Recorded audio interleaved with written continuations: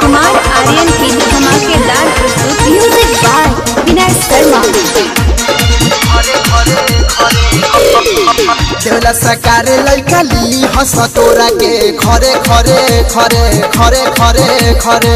भोरी किनारे देखी लई कन के मन पारा करे करे करे करे करे करे हवे सछावरा बिहार के दिहसनी मुआगार के पैबू तू मजा पूरा लेके तू तरे तरे तरे तरे तरे तरे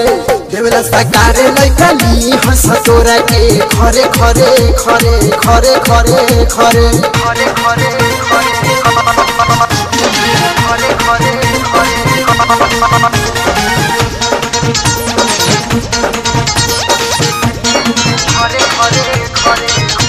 गजरारी तोर नैना करेला बड़ी घायल लहंगा उठा के नाचो तो छना फेला पायल गजरारी तोर नैना करेला बड़ी घायल लहंगा उठा के नाचो तो छना फेला पायल ताके लू अखिया मार के रख देले बारू मुड बिगाड़ के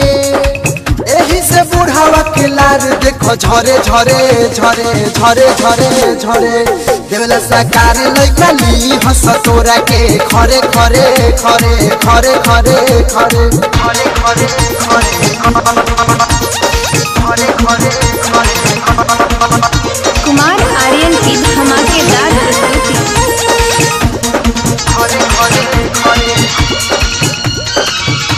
चितरंजन देश हमाली भइले बारे गिल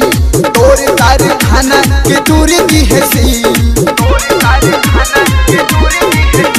चितरंजन देश हमाली भइले बारे गिल तोरे तारे खाना के दूरी दी है सील